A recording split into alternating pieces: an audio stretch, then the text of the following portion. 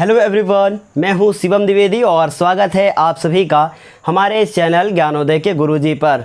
आज की इस क्लास में हम क्या बात करने वाले हैं, सबसे पहले हम उसकी बात करते हैं।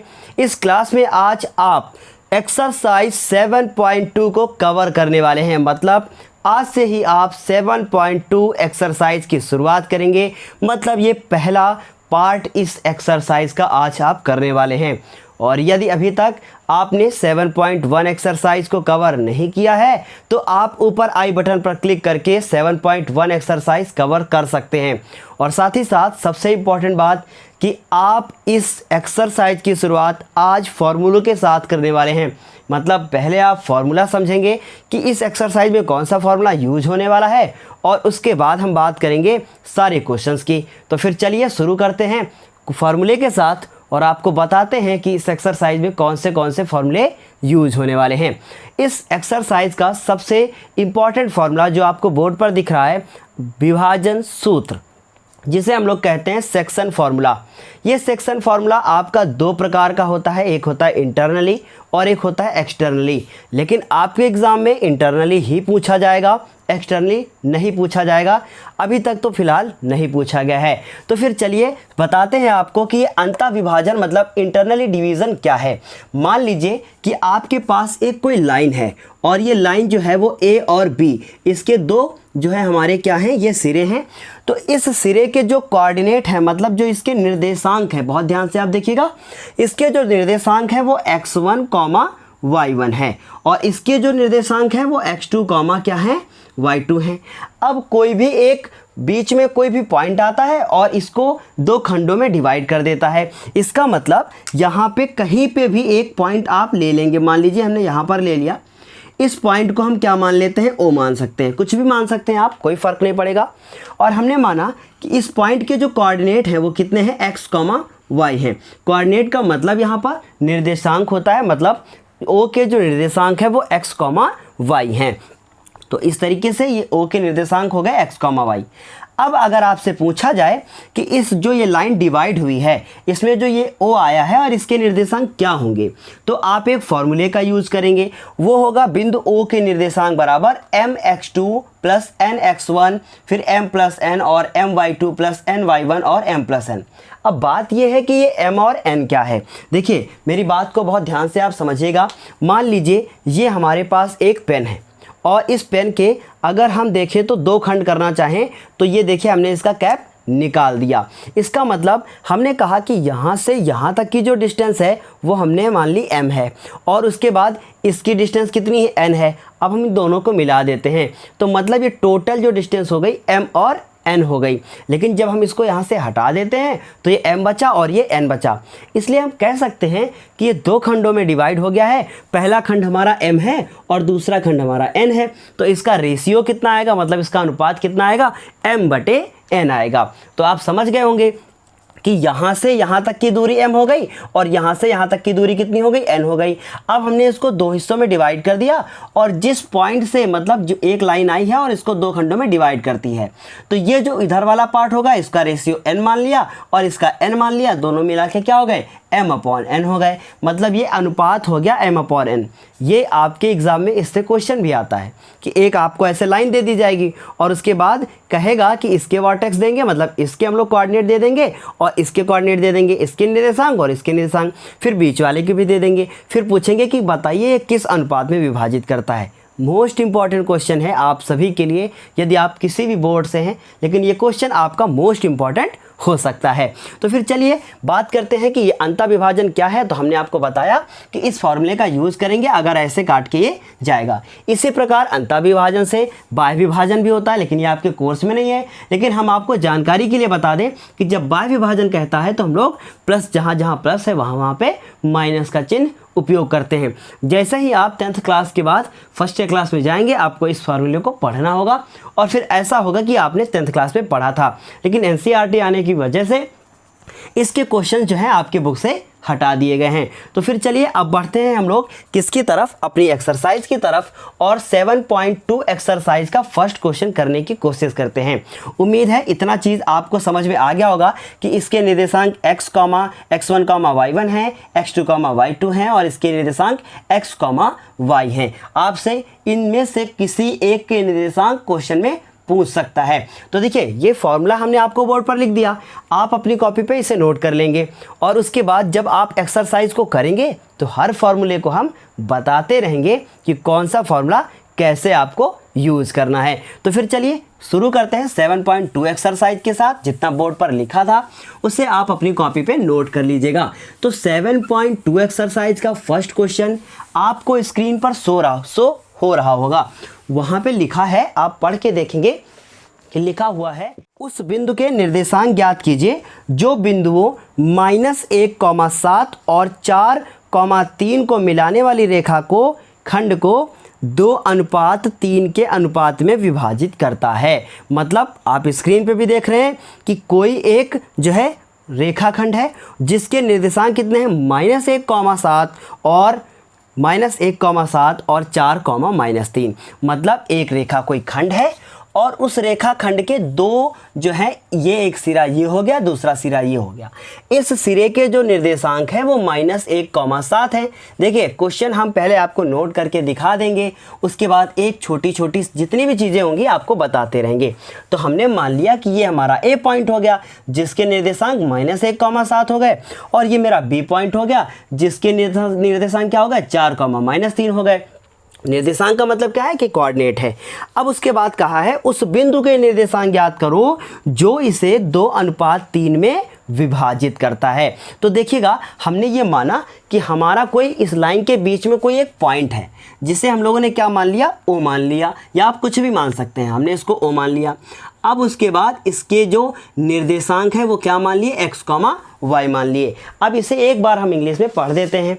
लिखा है find the coordinates of the point which divides the join of, मतलब दो पॉइंट हैं, ये वाला है और ये वाला है, ये और ये, इनको ज्वाइन करने वाली जो लाइन है ना उसको 2 रेशियो में 3 रेशियो में डिवाइड करता है। तो उस पॉइंट के हमें कोऑर्डिनेट फाइंड करने हैं, find the coordinate of the point. तो आप समझ गए हैं कि ये इस पॉइंट के हमें कोऑर्डिनेट फाइंड करने हैं। ये ए हो गया, ये बी हो गया और ये ओ हो गया। अब हम लोग लिखेंगे यहाँ पर कि माना ये आपका कौन सा क्वेश्चन है, ये आपका फर्स्ट क्वेश्चन है। तो हम लोग लिखेंगे कि माना उस बिंदु के निर्देशांक, ऐसे डायग्राम आप बना लेंगे तो आपको बेहतर समझ में आएगा। माना उस बिंदु के निर्देशांक कौन कौन से निर्देशांक हो गए, x, y हैं, ऐसा हम लोगों ने मान लिया। फिर उसके बाद इस क्वेश्चन में हमें कुछ दिया भी था। इस क्वेश्चन में हमें क्या दिया हुआ है, हमें अनुपात दिया हुआ है, तो हम अपना अनुपात नोट कर लेंगे। तो अनुपात कितना दिया हुआ है, हमें रेशियो दिया हुआ है 2:3। इसका मतलब m की वैल्यू हमारी 2 है और n की वैल्यू जो हमारी है वो कितनी है, 3 है। इतनी बात आप तो समझ गए होंगे। उसके बाद अब लाइन हमने खींचा, देखो फिर क्या किया, इसको हम एक मान लें, ये हमारा x1 होता है और ये y1 होता है, ये x2 होता है और ये y2 होता है। अभी हमने आपको फॉर्मूला बताया था। तो x1 की जो वैल्यू है वो कितनी हो गई, -1 हो गई। x2 की जो वैल्यू हो गई वो कितनी हो गई, 4 हो गई। फिर उसके बाद लाइन हम खींच के सारी वैल्यू लिखते हैं। फिर y1 की वैल्यू कितनी हो गई, y1 की वैल्यू 7 हो गई, और y2 की वैल्यू कितनी हो गई, y2 की वैल्यू -3 हो गई। अब इसे हमें ना हल करना है, और हमने बताया आपको कि क्या कह रहा है कि किस अनुपात में, मतलब उस बिंदु के निर्देशांक ज्ञात करने हैं जो उसे 2:3 में विभाजित करता है, मतलब उसे वो डिवाइड करता है। किस रेशियो में डिवाइड करता है, 2:3 में। इसका मतलब कोई ये खंड होगा जिसकी वैल्यू 2 होगी और दूसरा क्या होगा, 3 होगा। लेकिन हमें इस पे पॉइंट पे जो यहाँ पे पॉइंट आया ना उसके निर्देशांक ज्ञात करने हैं, मतलब हमें उसके कोऑर्डिनेट ज्ञात करने हैं। तो इतनी बात तो आपको समझ में आ गई होगी। अब क्या करते हैं, अब अपना फॉर्मूला लगाते हैं। तो हम लोग फॉर्मूला क्या जानते हैं, हम लोग जानते हैं ओ के निर्देशांक। मान लीजिए आप ओ की जगह पे सी माने होते तो आप यहाँ पे सी लिख देते। तो हमने लिखा ओ के निर्देशांक, क्या लिखेंगे, m x2 प्लस देखिएगा, हम ट्रिक बताते हैं आपको लिखने का एक तरीका। क्या हुआ, m प्लस n ऐसे लिखेंगे, फिर उसके बाद ऐसे लिख दिया, फिर उसके बाद नीचे भी लिख दिया m प्लस n, कॉमा लगाया, फिर लिख दिया m प्लस n, फिर नीचे लिख दिया m प्लस n, ऐसे कर दिया।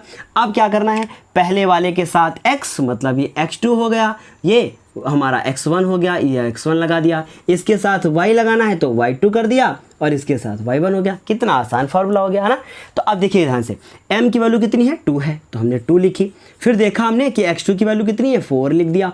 फिर n की वैल्यू को देखा तो 3 है, और x1 की वैल्यू को देखा तो कितना है, -1 है, लेकिन ये माइनस में दिया था इसलिए हमने इसको ब्रैकेट में लिख लिया, ताकि ये हम लोगों को गुणा और ये माइनस का चिन्ह एक जैसा कहीं पे ना लगे। उसके बाद m की वैल्यू यहाँ पे 2 दी है और n की वैल्यू 3 दी है। उसके बाद हमने कॉमा लगाया। अच्छा, इस कॉमा को क्यों लगाया, क्योंकि लास्ट में जो आंसर आएगा ना वो आएगा जैसे कि 3,5, 5,4, पता बीच में कॉमा लगा देंगे। और आपको पता है कि जैसे 3,5 दिखता है तो इसे हम लोग क्या बोलते हैं, भुज बोलते हैं, है ना। और इसे क्या बोलते हैं, कोटि बोलते हैं। आपने इंग्लिश में भी पढ़ा होगा, ऑर्डिनेट और एप्सिका। तो अब से देखिए बहुत ध्यान से इसको, ठीक है। अब ये हम यहाँ से मिटाते हैं। अब हमने कॉमा लगाया। m की वैल्यू आपने अभी देखी थी, कितनी थी, 2 थी, 2 लिख दिया। y2 की वैल्यू कितनी है, y2 की वैल्यू -3 है, इसलिए हमने माइनस लगा दिया। फिर n की वैल्यू कितनी है, n की वैल्यू 3 है, और y1 की वैल्यू कितनी है, जरा y1 की वैल्यू को देखा जाए, कितना वैल्यू है, 7 है, और नीचे लिख दिया हमने m और प्लस n, मतलब 2 + 3। इतनी चीज़ क्लियर हो गई आपकी। अब देखिए क्या किया, 2 4 जा कितना हो गया, 2 4 जा 8 हो गया। फिर प्लस लगाया, देखिए प्लस और माइनस, माइनस हो गया। 3 1 जा कितना हो गया, 3 हो गया। 2 और 3 कितने हो गए, 5, कॉमा लगा दिया। फिर 2 3 जा 6 हो गया, और उसके बाद इसको हम मल्टीप्लाई करके 21 लिखते हैं, और अपॉन में क्या, 5। अब 8 में से जैसे ही हमारा 3 चार्ज चला जाएगा तो कितना बचेगा, आप कहेंगे सर 8 में से 3 गया तो कितना बचा, 5, 5 अपॉन कितना, 5 हो गया।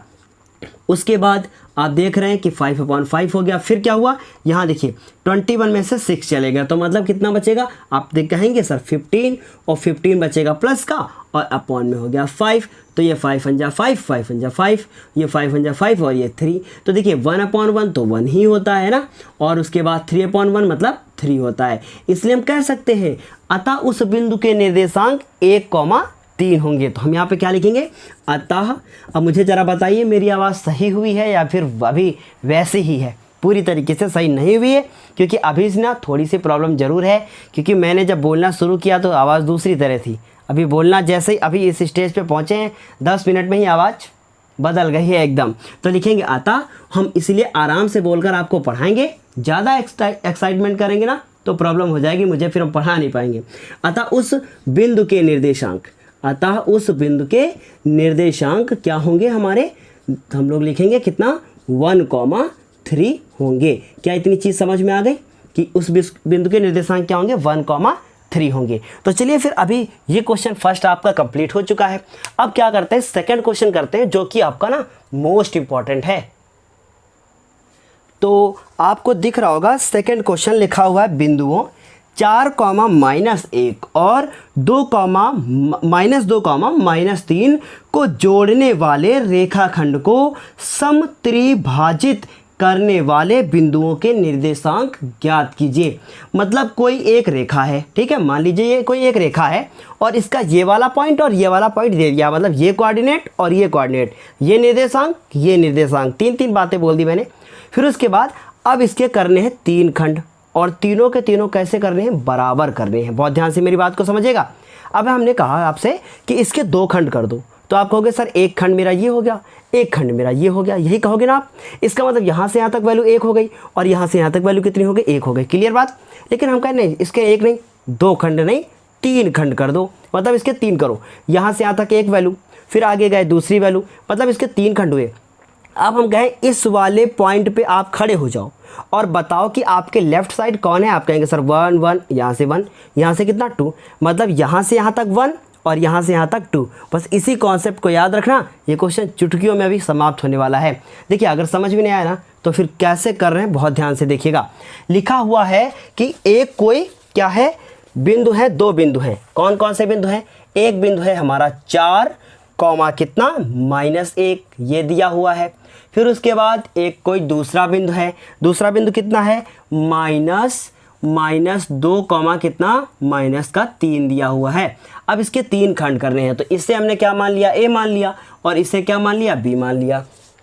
अब इसके 3 खंड करने हैं, बहुत ध्यान से मेरी बात को समझिएगा, कितने करने हैं, 3। तो हमने क्या किया कि यहाँ से यहाँ तक हमने मान लिया एक ही डिस्टेंस हो गई, तो मतलब इसको हमने p कर लिया, फिर p और इसको क्या कर लिया हमने, q कर लिया। ऐसे खंड हमने किए कि AP बराबर PQ बराबर QB हो जाए। बात समझ में आ गई ना। 3 खंड ऐसे कर लिए कि AP बराबर PQ बराबर Q और B हो जाए। अब इसको समझिए ध्यान से, अगर ऐसा हो जाएगा तो यहाँ से यहाँ तक की वैल्यू कितनी होगी, आप कहेंगे सर 1 होगी। उसके बाद यहाँ से यहाँ तक कितनी वैल्यू होगी, 1 होगी।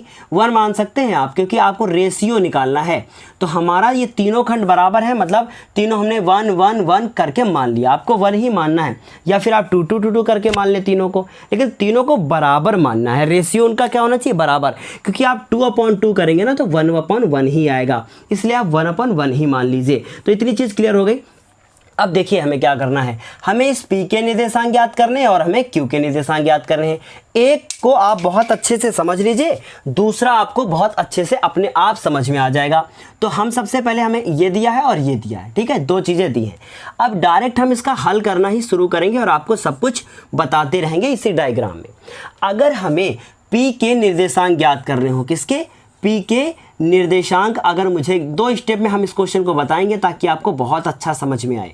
अगर हमें P के निर्देशांक ज्ञात करने हो तो हम लोग क्या करेंगे, देखिए P के निर्देशांक ज्ञात करने हैं तो ये हमारा x1 हो गया, मतलब ये x1 बराबर कितना दिया है, 4 दिया है। फिर y1 बराबर कितना दिया हुआ है, y1 बराबर -1 दिया हुआ है। फिर हमने लाइन खींच दिया। फिर उसके बाद x2 बराबर कितना दिया है, आप कहेंगे सर -2 दिया है। और y2 बराबर कितना दिया हुआ है, y2 बराबर -3। आपको पता है ना, x1 y1 x2 और y2। अब बात यह है कि हम अपने रेशियो कहाँ से लाएं, यही तो सबसे इम्पॉर्टेंट बात है कि अपने रेशियो हम कहाँ से ढूंढ कर लाएं। अगर आप इस पॉइंट P को देखें तो इस P के इस तरफ 1 है और इस तरफ अगर पूरा देखें तो कितना है, 2 है। 1 और 1 2 हो गया। इसका मतलब ये हमारा पूरा 1 हो गया, तो m की वैल्यू 1 हो गई, लेकिन वहाँ से यहाँ तक कितना हो गया, 2 हो गया। इसका मतलब n की वैल्यू 2 हो गई। क्या ये चीज़ समझ में आ गई? बस अगर यही समझ में आ गया ना तो फिर ये क्वेश्चन बहुत आसानी से आप कर लोगे, लेकिन अगर यही समझ में नहीं आया तो फिर क्वेश्चन आप नहीं कर पाओगे। तो हमने क्या किया, हमने लिखा यहाँ से यहाँ तक का रेशियो 1 है। इसका मतलब अगर हम लोग ध्यान से देखें तो m की वैल्यू यहाँ पर कितनी है, आप कहेंगे सर 1 है, और n की वैल्यू कितनी है, n की वैल्यू कितनी है, 2। ठीक है, तो P के निर्देशांक क्या होंगे, जब अनुपात कितना होगा, जब अनुपात 1:2 होगा। इतनी चीज़ समझ में आ गई ना मेरी बात, क्योंकि उसने कहा 3 खंडों में, अगर यही कहता 4 खंडों में, मतलब ये इसके 4 खंड करो तो फिर बीच में 3 पॉइंट आते। अभी ऐसा क्वेश्चन भी आपको आगे करना है, तो उसको ध्यान में रखते हुए कि मुझे वो भी करना है, इसे बहुत ध्यान से समझना है। अब देखिए, अब इसको करते हैं हम लोग। अब लिखेंगे हम लोग यहाँ पे P के क्या चीज़, निर्देशांक। अब फॉर्मूला कौन सा लगाएंगे हम लोग, वही अंतःविभाजन वाला। कौन सा लगाएंगे, देखिए m + n बटे में m + n, कॉमा लगाया, फिर m + n बटे में फिर क्या लिखेंगे, m + n। क्या ये चीज़ समझ में आ गई? अब करते हैं अपनी वैल्यू को पुट। तो अब क्या करेंगे हम लोग, यहाँ लिखेंगे x2, फिर x1, फिर इसके बाद y2 और ये y1। बन गया फॉर्मूला, है ना। अब देखिए ध्यान से क्या किया, m लिखा, m की वैल्यू कितनी है, 1 को किससे मल्टीप्लाई करेंगे, x2 से, कितना हो गया, -2, और उसके बाद प्लस लगाया तो -2 है तो ब्रैकेट में लिखा। n की वैल्यू कितनी है, 2 हो गई, और उसके बाद x1 की वैल्यू कितनी है, 4 हो गई, हमने 4 लिख दिया। अपॉन में m की वैल्यू कितनी है, 1 और 2, मतलब 1 + 2 हो गया। फिर उसके बाद देखिए m की वैल्यू कितनी है, 1, y2 की वैल्यू कितनी है, आप कहेंगे सर -3, तो हमने -3 लिख दिया, प्लस n की वैल्यू कितनी है, 2, फिर उसके बाद y1 की वैल्यू कितनी है, आप कहेंगे सर -1, तो हमने सारी वैल्यू को क्या कर दिया, पुट कर दिया। क्या इतनी चीज़ समझ में आ गई आपको? उसके बाद देखो m की वैल्यू कितनी है, 1, और n की वैल्यू 2। 2 × 1 कितना हो गया, 2 हो गया, इसका मतलब -2, 2 × 4 कितना हो गया, 8 हो गया, और अपॉन में क्या लिखोगे आप 3 हो गया। फिर उसके बाद देखो इसको इससे मल्टीप्लाई किया माइनस का 3, 2 1 जा 2 कितना हो गया 2 हो गया, और उसके बाद ये कितना नीचे हो गया 3 हो गया। क्या इतनी चीज़ समझ में आ गई आपको? अब इसको अगर ध्यान से देखें तो 8 में से 2 माइनस हो रहे हैं, इसका मतलब 6 अपॉन कितना होगा 3, दिख रहा है ना 6 अपॉन 3 होगा। फिर उसके बाद इसको देखें तो माइनस का 5 अपॉन 3 हो गया, लेकिन ये तो कैंसिल आउट हो रहा था, और जैसे ही ये कैंसिल आउट होगा तो 2 कॉमा माइनस 5 अपॉन 3, और यही मेरा क्या हो जाएगा आंसर हो जाएगा, कितना होगा 2 कॉमा माइनस 5 अपॉन 3। तो इस तरीके से हम लोगों ने किसके निर्देशांक ज्ञात कर लिए, पी के। अब मुझे क्या करना है, अब मुझे क्यू के निर्देशांक ज्ञात करने हैं। सेम यही प्रोसेस अपनानी है, तो चलिए फिर करते हैं। क्या किया हम लोगों ने, क्यू के निर्देशांक निकालना शुरू किया। तो हम यहाँ पे लिखेंगे क्यू के, क्या लिखेंगे निर्देशांक, बहुत ध्यान से आप इसको देखिएगा। अब क्यू के निर्देशांक मतलब कोऑर्डिनेट ऑफ क्यू। अब कैसे लिखा जाएगा, सबसे पहला काम x1 और हम लोगों को क्या लिखना है। अच्छा इसमें क्या बदल गया, x1 और ये सब तो वही रहेंगे, बदला क्या बदलेगा, मेरा अनुपात बदलेगा, मतलब इस बार रेशियो चेंज हो जाएगा। क्यों, क्योंकि क्यू के इस तरफ हमारा 1 और 1 2 है, लेकिन इस तरफ मेरा 1 पार्ट ही है, समझ रहे ना मेरी बात को। क्यू मतलब इस लाइन पे एक ऐसा क्यू एक पॉइंट है जो इस तरफ में, देखिए ध्यान से, ये क्यू इस तरफ एक हिस्सा है और इस तरफ 2 हिस्से हैं, मतलब रेशियो कितना हो गया 2:1 हो गया। आ रही बात सुनिए। अगर सवाल मन में ये है कि क्या सर 1:2 नहीं हो सकता है, लेकिन फिर सब कुछ चेंज हो जाएगा, फिर आपको इधर से पूरा क्वेश्चन करना पड़ेगा, फिर आपके लिए प्रॉब्लम हो जाएगी। तो हम क्या करते हैं, क्यू के निर्देशांक और ब्रैकेट में लिख देते हैं जब अनुपात कितना होगा, तब अनुपात हमारा कितना होगा, जब अनुपात 2:1 होगा, है ना, यही होगा कि नहीं होगा, जब 2:1 होगा। या फिर आप करें तो ऐसे लिख दें, जब अनुपात 2:1 होगा। इसका मतलब ये हुआ कि क्यू के दूसरी तरफ 2 है और इस तरफ 1 है।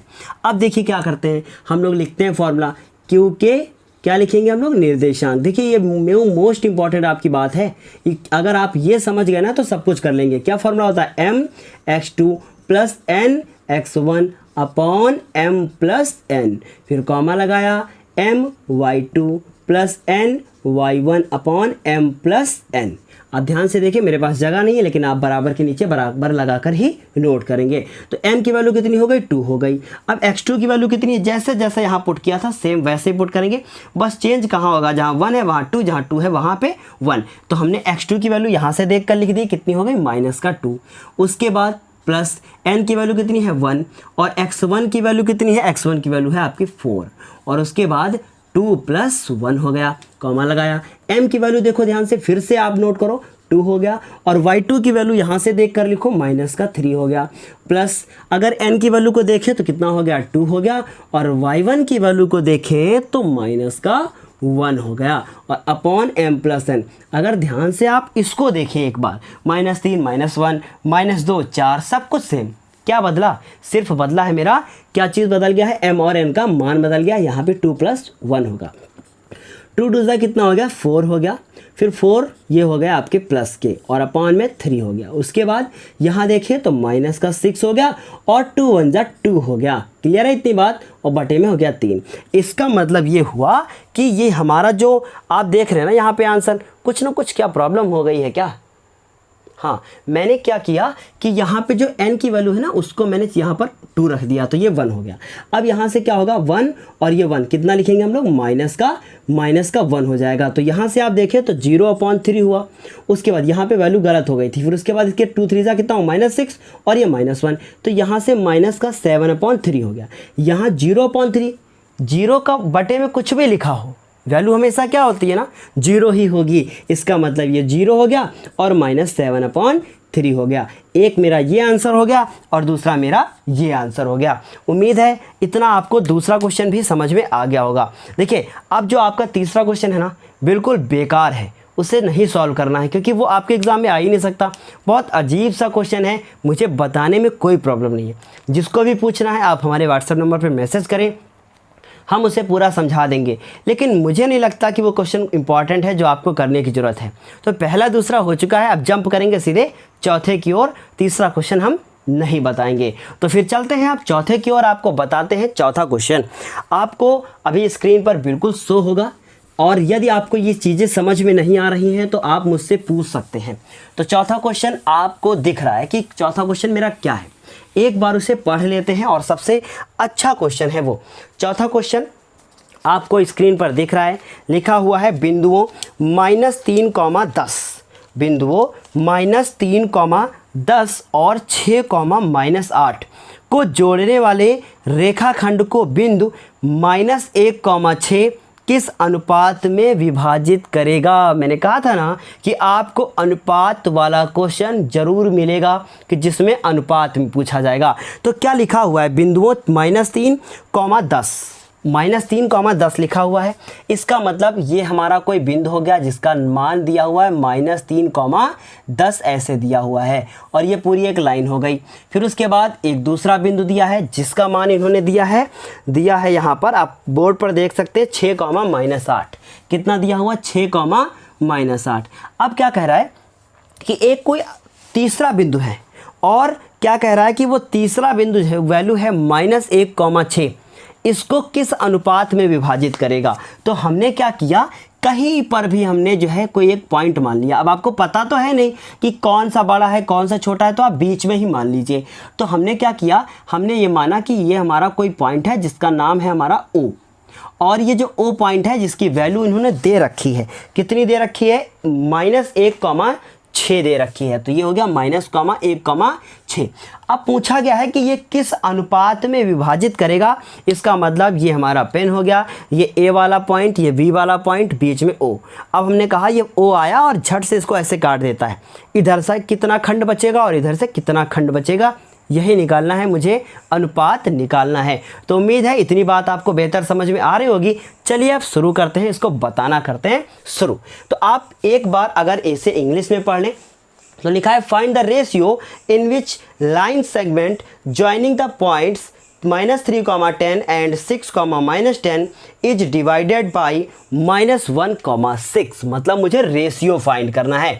तो हमने सबसे पहले क्या लिखा, हमने लिखा कि माना उस बिंदु, जो हमारा बिंदु O है ना, माना बिंदु, कौन सा बिंदु दिया हुआ है हमारा, -1, 6, रेखाखंड को किस में डिवाइड करता है, रेखाखंड को m/n में क्या करता है, विभाजित करता है। देखिए बहुत अच्छा क्वेश्चन है, ऐसे क्वेश्चन आपके एग्जाम में जरूर पूछे जाते हैं। तो हमने लिखा विभाजित करता है, फुल स्टॉप लगाया।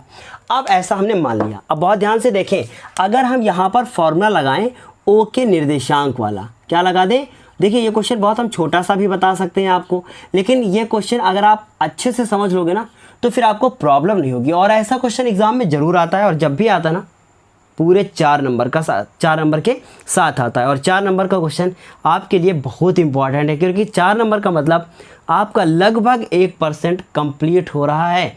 और यदि आप 90 का सोच के रखें ना तो 91 आने वाला है। तो चलिए फिर इसको करते हैं, बस इसी जोश के साथ। ये m हो गया, और ये x2 + n, और ये x1 / m + n। मेरी आवाज़ में अभी भी कुछ ना कुछ प्रॉब्लम है, लेकिन फिर भी हम चाहते हैं कि आप लोगों को हम लगातार क्लास देते रहें, ठीक है। इसलिए थोड़ी थोड़ी सी जो भी क्लासेस होती हैं आप उनको ज्वाइन करते रहें, देखते रहें, है ना। तो O के निर्देशांक दिया हुआ है कि मतलब -1, 6। बहुत ध्यान से आप देखिएगा। और आपको पता है कि इसे भुज कहते हैं और इसे कोटि कहते हैं, है ना, ऑर्डिनेट और एब्सिसा। अब ये देखिए m की वैल्यू तो मुझे पता नहीं, तो हमने इसको क्या कर दिया ना, छोड़ दिया। और x2 की वैल्यू अगर ध्यान से देखें तो ये होता है x1, ये होता है y1, ये होता है x2 और ये होता है y2, ठीक है। अब x1 की वैल्यू कितनी है, -3, लेकिन मुझे वैल्यू चाहिए x2 की, तो हमने गुणे में कर दिया 6, प्लस लगाया, n लिखा, और उसके बाद x1 की वैल्यू को देखा जो कि थी हमारी -3, और उसके बाद m + n लिख दिया। क्या इतनी चीज़ समझ में आ गई, सबको आ गई है? तो जल्दी से मुझे बताएं, जल्दी से मुझे बताएं कि मुझे समझ में आ रहा है, ताकि मुझे भी लगे कि हाँ मेरा पढ़ाया हुआ समझ में आ रहा है। तो चलिए फिर अब m की वैल्यू यहाँ लिखते हैं और y2 को लिखते हैं। y2 की वैल्यू कितनी है, आप देख रहे हैं कि y2 की वैल्यू -8 है, प्लस लगाया।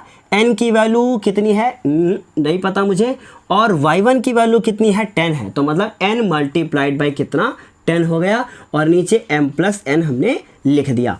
अब अगर ध्यान से देखें तो ये हमारा भुज है, ये कोटि है, ये भुज है, ये कोटि है, ऑर्डिनेट है, एब्सिसा है, ऑर्डिनेट है और ये एब्सिसा है। अब बहुत ध्यान से अगर इसको हम फिर से देखें तो ये -1 ना इसके बराबर है और ये ना इसके बराबर है। लेकिन पहले एक लाइन और सॉल्व कर लो। देखिए ये क्वेश्चन बुक में बहुत अलग अलग तरीक़ों से लगे होते हैं, लेकिन ये आप एक तरीका सीख चुके हैं। अगर हम अभी दूसरा सिखाने लगे तो आपको प्रॉब्लम होगी। इसमें फुल नंबर आपको मिलने वाले हैं। जो बुक में आपके क्वेश्चन लगा है वो दूसरी तरीके से होगा एनसीईआरटी वाले में, लेकिन कोई फ़र्क नहीं पड़ता है, आंसर सेम आएगा, मेथड भी एकदम सही होगा। इसलिए इसको अपनाएं आप, ये बहुत आसान मेथड है ना। तो चलिए फिर अब क्या करते हैं, इसको लिखते हैं -1,6, उसके बाद बराबर का चिन्ह, 6 को m से गुणा कर दो, 6m हो गया, इसको गुणा कर दो, -3 और n हो गए और बटे में m+n हो गए। उसके बाद इसको इससे गुणा किया, -8m हो गए और इसको कर दिया 10n हो गए और अपॉन में m+n हो गया। क्या इतनी चीज़ समझ में आ गई? अब हम यहाँ लिख दें कि भुज व कोटि की तुलना करने पर, भुज व कोटि की क्या करने पर? तुलना करने पर। अगर हम लोग इसकी तुलना कर देंगे तो इसका मतलब क्या है कि ये वाला पार्ट इसके बराबर है और ये वाला पार्ट इसके बराबर है, क्योंकि आपको पता है कि ये वाला पार्ट इसके बराबर होगा, भुज भुज के बराबर, कोटि कोटि के बराबर। तो हमने लिखा कि देखिए तुलना करने पर -1, बहुत आसान तरीका है ये, और उसके बाद 6m, और आपका आंसर कभी गलत नहीं होगा। आपको आंसर तुरंत पता भी चल जाएगा कि मेरा आंसर गलत हो रहा है ना, तुरंत पता चलेगा। फिर उसके बाद लाइन खींचेंगे आप, फिर ये 6 लिखेंगे, बराबर लगाया, -8m प्लस का 10n और बटे में क्या m+n। क्या इतने में किसी को प्रॉब्लम हुई? कोई प्रॉब्लम नहीं होगी, है ना। अब हम इसको करते हैं इससे गुणा। तो जब -1 से आप इसका गुणा करेंगे तो माइनस का m माइनस का n और 6m माइनस का 3n। क्या इतनी चीज़ समझ में आ गई? सेम जो काम इधर किया है मैंने, अभी एक और स्टेप अगर करें इसको हम, तो m वाले एक तरफ n वाले एक तरफ, तो माइनस का m, ये 6n इधर ले आओ तो कितना हो जाएगा? 6m इधर आया, माइनस का हो गया, फिर माइनस का 3n और इस n को हम उधर ले गए, और जैसे ही इस n को आप उधर लेकर जाएंगे वो हो जाएगा हमारा प्लस का। अब इसको ध्यान से देखें तो 1m और ये 6 जुड़कर कितने हो जाएंगे? माइनस के 7 और उसके बाद m हो जाएंगे। इन दोनों को देखिए तो माइनस का 2n हो जाएगा। हमें करना ये होता है कि हमें m अनुपात n का मान निकालना होता है। लेकिन अब हम करें क्या? बहुत ध्यान से देखिए, अभी इसको फिर करेंगे, इसे हम m लिखें, m यहाँ पर लिख दिया, ठीक है। उसके बाद ये वाला n नीचे ले आए, तो n को हम नीचे ले आए, उसके बाद उधर माइनस का 2 बचा, लेकिन जो 7m के साथ था ना उसको फिर नीचे ले गए। मतलब क्या किया? n को नीचे लाए और इसको अलग कर दिया। इसका ये मतलब है m बटे n को बनाना है कुछ भी करके, तो m बटे n तो बन गया, 7 कहाँ आया? नीचे। इसका मतलब माइनस माइनस खत्म, तो m और बटे n बराबर कितना हो गया? 2/7। तो इसका मतलब अगर हम लोग लिखें तो m अनुपात n बराबर 2/7 हो गया। क्या इतनी बात समझ में आ गई? अगर मेरा ये आंसर सही होगा तो फिर इससे भी यही आंसर आने वाला है। अगर इससे सेम आंसर आ गया तो समझ जाना कि ये उत्तर मेरा सही है। तो चलिए फिर क्या करते हैं, इसको इससे गुणा करते हैं। 6m प्लस 6n बराबर माइनस का 8m और प्लस का 10n। क्या समझ में आ गई बात? m प्लस n का 6 से हमने कर दिया है गुणा, ठीक है। अब उसके बाद देखो 6m और 8m इधर आ गए तो हो गए वो प्लस के, फिर उसके बाद ये 10n लिखे हैं और ये 6n उधर गए तो हो गए माइनस के।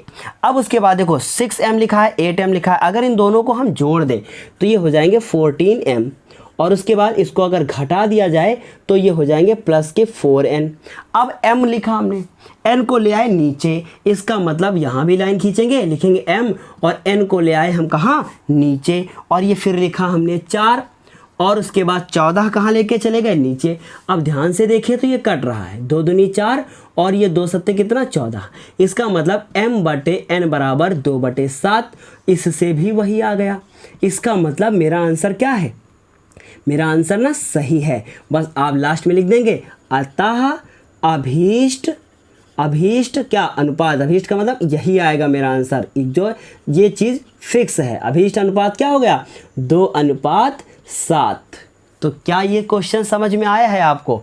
अगर आया है तो मुझे बताएं, और एक बार में अगर समझ में नहीं आया है दोबारा फिर से देखिएगा, फिर भी समझ में आए तीसरी बार फिर से देखिएगा, और फिर भी अगर समझ में ना आए तो हमारे व्हाट्सएप नंबर 80902820 पर मैसेज कीजिएगा, हम आपको समझाने की पूरी कोशिश करेंगे। तो क्या किया, एक बार हम जरा 2 मिनट में मात्र इसको बता देते हैं।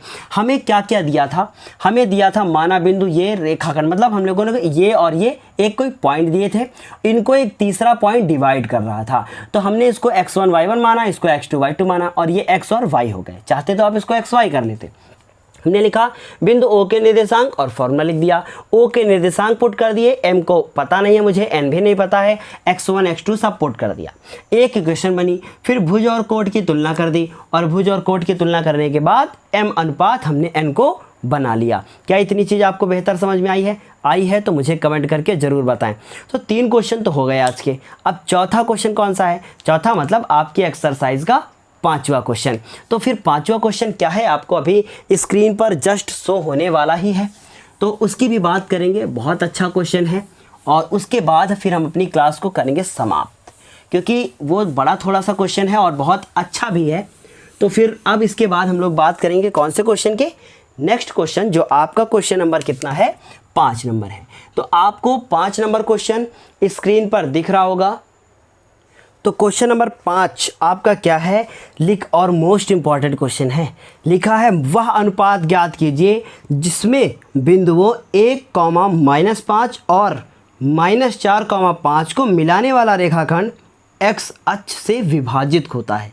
अब ये x अक्ष से क्या विभाजित होता है, कैसे होता है, अभी आपको बताया जाएगा। फिर लिखा हुआ है इस विभाजन बिंदु के निर्देशांक भी ज्ञात कीजिए, मतलब अनुपात भी निकालना है और निर्देशांक भी निकालना है।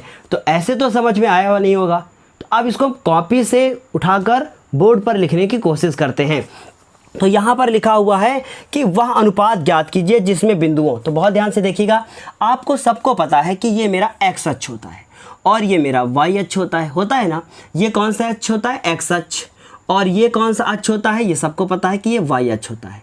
अब एक कोई रेखाखंड है, और वो रेखाखंड बहुत ध्यान से देखिएगा, हम आपको ऐसे बताएंगे ना तो आपको बहुत अच्छा समझ में भी आएगा, और जब आप नेक्स्ट क्लास में जाएंगे तो आपको बहुत फ़ायदा भी मिलेगा। तो अब एक कोई रेखाखंड है, हमने कहा मेरा ये रेखाखंड है। अच्छा, बात यह है कि ऐसे ही क्यों बनाया?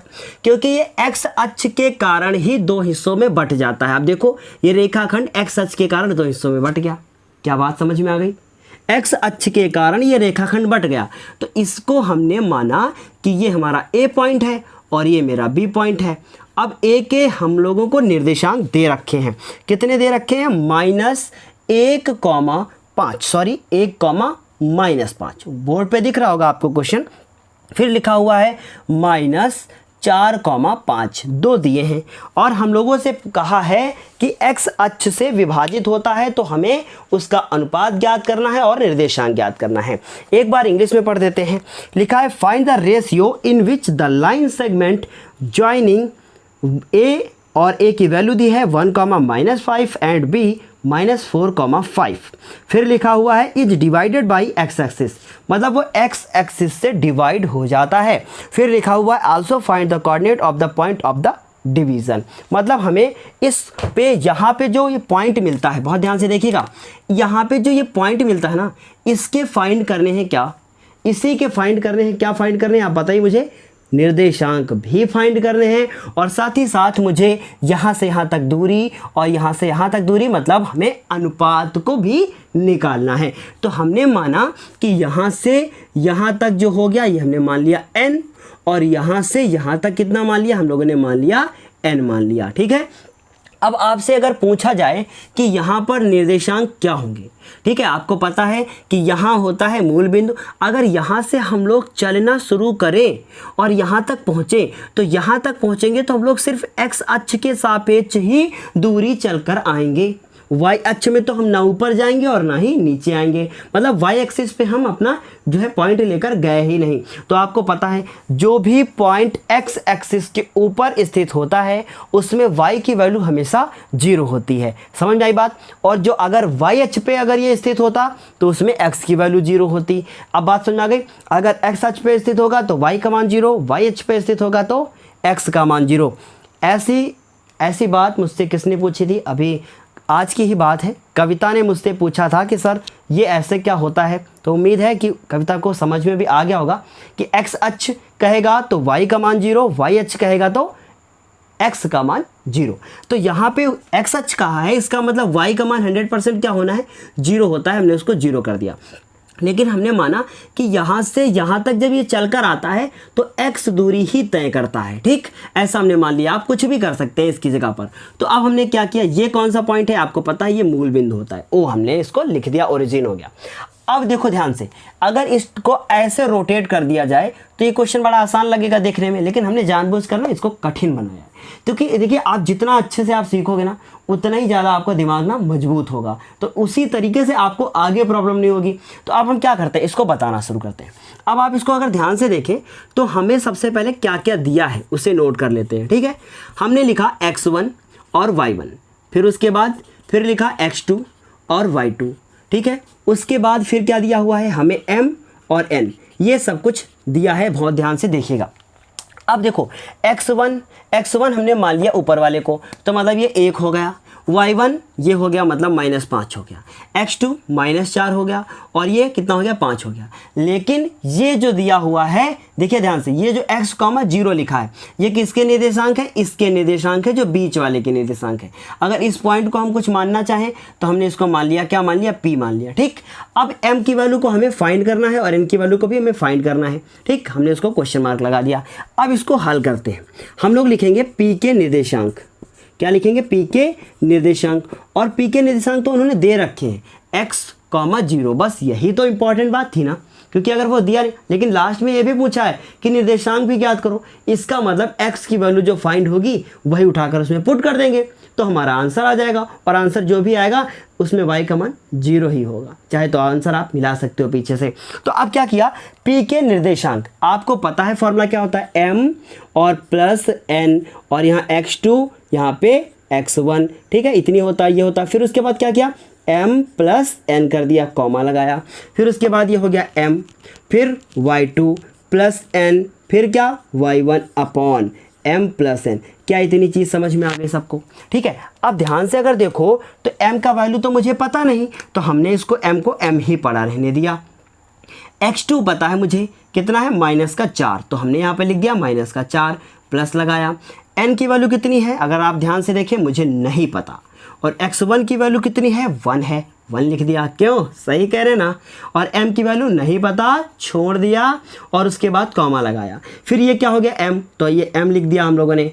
फिर उसके बाद y2 की वैल्यू देखा हमने ध्यान से, तो लिखी है 5 प्लस n लिखा, और y1 की वैल्यू देखिए तो हो गई -5, हमने -5 लिख दिया, और नीचे कर दिया m प्लस n। लेकिन हमें p के निर्देशांक दिए थे, कितने दिए थे, x, 0 हमें दिया था। अब देखिए ध्यान से, अगर हम लोग इसमें भुज और कोट की तुलना करें तो यहाँ पे तो लिखा x, मतलब अगर हम तुलना करेंगे ना तो भी हल नहीं हो पाएगा, क्योंकि यहाँ पर लिखा x, कैसे क्या आप हल करोगे, होगा ही नहीं। तो इसको ना हम यहाँ से इसको ऐसे छोड़ देंगे, इसको और इसकी तुलना कर देंगे, मतलब सिर्फ कोट की तुलना करेंगे, भुज की क्यों नहीं करेंगे, क्योंकि इसमें x है, और x लेकर आप इसको जब सॉल्व करोगे तो फिर इतनी आसानी से ये सॉल्व नहीं होगा। कोई भी अनुपात आपका जो भी आएगा उसमें x भी आएगा, फिर वो एग्जैक्ट आंसर कैसे माना जाएगा। इसका मतलब क्या हुआ कि हम लोग यहाँ लिखेंगे कोट की तुलना करने पर, देखिए जो 0 होगा उसी का कर देंगे, तो लिखेंगे कोट की क्या करने पर, तुलना करने पर। और वहाँ हमने भुज और कोट की दोनों की थी, तो वहाँ क्यों की थी, क्योंकि दोनों एग्जैक्ट वैल्यू हमें पता थी। अब हमने कोट की तुलना कर दी, इसका मतलब जो ये वाला पार्ट लिखा है वो 0 के बराबर हम लिख सकते हैं, समझ में आई ना बात। इसका मतलब क्या हुआ कि ये जो 5m लिखा हुआ है 5m लिखा, फिर उसके बाद माइनस का 5n लिखा, और उसके बाद बटे में m प्लस n लिखा, और उसके बराबर में क्या लिखेंगे, 0 लिखेंगे। क्यों, इतनी बात क्लियर है। अगर यहाँ से आप देखो तो इसका 0 से हो जाएगा गुणा, तो ये हो गया 5m माइनस का 5n और 0 और गुणा हो जाएगा m प्लस n से, इसका मतलब हो गया वो 0 और ये हो गया 5m माइनस के 5n। अब ये 5n जब उधर जाएगा तो 5m इक्वल टू हो जाएगा 5n। अब आप m लिखा हमने, n को ले आए नीचे तो m अपॉन n हो गया। उसके बाद क्या हुआ, 5 अपॉन 5 हो गया। इसका मतलब ये हो गया कैंसिल आउट, तो m अपॉन n बराबर बचा, क्या बचा, 1 अपॉन 1। इसका मतलब अनुपात हमारा कितना आएगा, आप कहेंगे अनुपात m अनुपात n बराबर 1:1 आएगा। क्या इतनी चीज़ समझ में आ गई? अनुपात तो आपका आ चुका है। अब बात यह है कि इसमें जो ये P पॉइंट है इसका निर्देशांक कैसे ज्ञात करेंगे। बहुत ध्यान से आप देखिएगा, हमने किसकी तुलना कर दी, हमने तुलना कर दी है किसकी, भुज की, सॉरी कोट की। अब हम लोग भुज की तुलना कर दें। अभी देखो कोट की तुलना की है, आप किसकी तुलना कर दें, भुज की। जैसे ही भुज की तुलना करेंगे उसमें x और आएगा, फिर m आएगा, n भी आएगा, और m और n का मान तो मुझे पता है 1:1। इसका मतलब m 1 हो गया और n की वैल्यू कितनी हो गई, 1। रख देंगे, सॉल्व कर देंगे, आंसर हो जाएगा। समझ आई ना बात। अब क्या करें हम लोग, भुज की तुलना करने पर, इसका मतलब जब भी आपसे अनुपात पूछे तो यहाँ तक करना है, लेकिन अनुपात के साथ साथ जब पॉइंट भी पूछ ले कि उसके निर्देशांक कितने होंगे तो उसकी तुलना फिर बाद में फिर से कर देना। मतलब अगर यहाँ पे 0 होता तो पहले हम भुज की तुलना करते, अगर यहाँ y होता तो हम बाद में कोट की तुलना करते, है ना। इसका मतलब क्या करें, भुज की तुलना करने पर, और जैसे ही हम भुज की तुलना करेंगे करने पर क्या होगा, x इक्वल टू, यहाँ पे क्या लिखा हुआ है देखिए, माइनस का 4m, तो माइनस के 4m प्लस, आप देखें यहाँ पे n लिखा हुआ, n का 1 से गुणा होगा तो n होगा, नीचे बटे में m प्लस n होगा। ठीक, अब हमने इसको x लिखा, कुछ भी गुणा करने की जरूरत नहीं है। माइनस के 4, m की वैल्यू कितनी है 1, प्लस n की वैल्यू कितनी है 1, और नीचे 1 प्लस क्या 1, ये हो गया माइनस के 4 प्लस के 1 और नीचे हो गया 2। आ रही बात समझ में। अब अगर इसको थोड़ा सा और सॉल्व कर दें, यहाँ पे कर देते हैं, x हो गया यहाँ से -4 और ये हो गए आपके कितने बचेंगे, माइनस के 3 बटे में 2। इसका मतलब x का मान आ गया है। क्या मेरा ये आंसर है? अभी नहीं, क्योंकि आपको p के निर्देशांक भी बताने हैं, और निर्देशांक में x और y मतलब भुज और कोटि दोनों होता है। तो हम लोग लिखेंगे अतः निर्देशांक, अतः निर्देशांक कैसे लिखेंगे, निर्देशांक बराबर, मेरे पास उधर जगह नहीं है, x, 0 ऐसे आप लिखोगे। ठीक है, हम यहाँ पे अच्छे से लिख देते हैं, तो यहाँ लिख देंगे हम लोग कि अतः निर्देशांक कैसे लिखोगे आप, अतः निर्देशांक बराबर x, 0, और x की वैल्यू कितनी है, माइनस का 3/2, और y की वैल्यू तो 0 ही है, मतलब वो 0 ही रहेगा। इस तरीके से हम लोगों ने निर्देशांक भी फाइंड कर लिया। निर्देशांक के साथ साथ और क्या फाइंड किया, निर्देशांक के साथ साथ हमने अनुपात भी फाइंड कर लिया। तो उम्मीद है इतनी क्लास आपको बेहतर समझ में आ गई होगी। यहाँ से आपने आज टोटल 5 क्वेश्चन ख़त्म किए हैं। अब 5 क्वेश्चन के बाद जितने भी इस क्वेश्चन एक्सरसाइज में हैं, अगली क्लास में कल फिर मिलते हैं अगले वीडियो के साथ, क्योंकि इतना बड़ा अगर बहुत ज़्यादा बड़ा वीडियो बना देंगे तो फिर आपको बहुत ज़्यादा प्रॉब्लम होगी। तो आज की क्लास के लिए फिर इतना ही, फिर मिलते हैं अगली क्लास में। तब तक के लिए धन्यवाद। और यदि आपने 7.1 एक्सरसाइज अभी नहीं देखी है तो ऊपर आई बटन पे जाके आप देख सकते हैं। और साथ ही साथ आपने अभी तक यदि वीडियो को लाइक नहीं किया है तो वीडियो को लाइक करें और उसके बाद क्लास को समाप्त करें। और समझ में नहीं आई है तो दोबारा फिर से देखें, और फिर भी समझ में नहीं आई है तो हमारे व्हाट्सएप नंबर पर आप हमें मैसेज कर सकते हैं। तो चलिए फिर क्लास को करते हैं समाप्त। Bye bye.